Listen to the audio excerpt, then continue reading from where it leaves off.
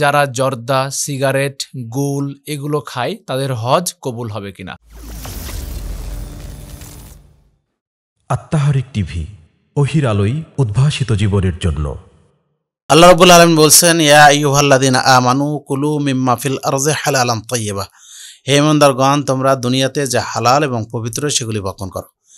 তাহলে যেটা হালাল, যেটা পবিত্র আমরা সেটা খাবো, যেটা হারাম, যেটা অপবিত্র আমরা সেটা কখনোই খাবো না। একজন মুমিন হিসেবে, একজন মুসলিম হিসেবে আমরা ওটা কখনোই খাবো না। তাহলে এগুলি থেকে বেঁচে থাকাটা আমাদের জন্য জরুরি। রাসূলুল্লাহ সাল্লাল্লাহু আলাইহি ওয়াসাল্লাম বলছেন, কুল্লু মুসকিরিন খামরুন ওয়া কুল্লু খামরিন হারামুন। প্রত্যেক নেশাদার বস্তু হচ্ছে মাদক, আর প্রত্যেক মাদক হচ্ছে হারাম। রাসূলুল্লাহ সাল্লাল্লাহু আলাইহি ওয়াসাল্লাম আরও বলছেন, মা আসকারা কাসিরুহু ফাকালিলহু হারামুন। যার বেশি খেলে মাদকতা আসে, নেশা আসে, তার কম খাওয়া হারাম। তাহলে এখন তামাক, জর্দা, গুল, বিড়ি, সিগারেট, এই যাবতীয় জিনিস একটা পণ্য থেকে উৎপাদিত হয়, সেটা হলো তামাক।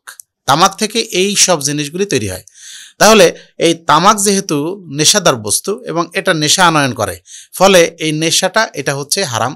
এই হারাম থেকে বেঁচে থাকা আমাদের প্রত্যেকটি মুসলমানের জন্য জরুরি। সেটা হজের ভিতরে হোক, আর সেটা ওমরার সময় হোক, আর সেটা আমাদের সিয়াম পালনের ক্ষেত্রে হোক, সেটা আমাদের স্বাভাবিক সময়, অন্য সময় হোক, যে কোনো সময় হোক না কেন, এই ধরনের হারাম দ্রব্য পরিহার করা আমাদের জন্য জরুরি।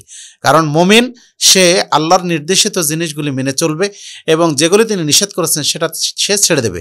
আল্লাহ বলছেন, ওয়ামা আতাকুমুর রাসূলু ফাখুযুহু ওয়ামা নাহাকুম আনহু ফান্তাহু।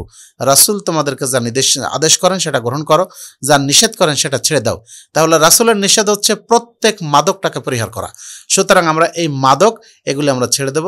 হজের মৌসুমে যেহেতু একজন মানুষ সবচেয়ে বড় ইবাদতের জন্য তিনি নিজের পরিবার পরিজন ছেড়ে এবং প্রায় 5 লক্ষাধিক টাকা খরচ করে তিনি বাইতুল্লাহর হজ করার জন্য তিনি গমন করেন। তাহলে সেক্ষেত্রে আমাদের ছোট্ট একটি আমল, ছোট্ট একটি কাজ, এই কাজ যেন আমাদের এই হজের বৃহত্তর ইবাদতটাকে নষ্ট করে না দেয়, সেজন্য আমাদের প্রত্যেককে চেষ্টা করতে হবে। আমরা এই নেশাদার দ্রব্য থেকে আমরা অবশ্যই বিরত থাকব। আমরা এগুলি যেন না খাই। এমনকি হজের মৌসুমে হারামে বসে উকুন মারাও যেমন নিষেধ, আমরা তো সেগুলি থেকে বিরত থাকি। সেখানে সারপোকা মারা নিষেধ, আমরা সারপোকা মারা থেকে বিরত থাকি। সেখানে ঝগড়া বিবাদ করা নিষেধ, আমরা ঝগড়া বিবাদ থেকে বিরত থাকি। সেখানে স্বামী স্ত্রী একসাথে অবস্থান করাটা, অর্থাৎ শারীরিক সম্পর্ক স্থাপন করা এহরাম অবস্থায়, সেটা নিষেধ, আমরা সেগুলি মেনে চলি। তাহলে এই নিষেধটা কেন আমরা মেনে চলতে পারবো না? এই ছোট্ট জিনিস আমরা এগুলি পরিহার করব, এগুলি থেকে নিজেদেরকে বিরত রাখবো, আমরা দূরে থাকবো, যাতে করে আল্লাহ রাব্বুল আলামিন আমাদের হজ কবুল করেন।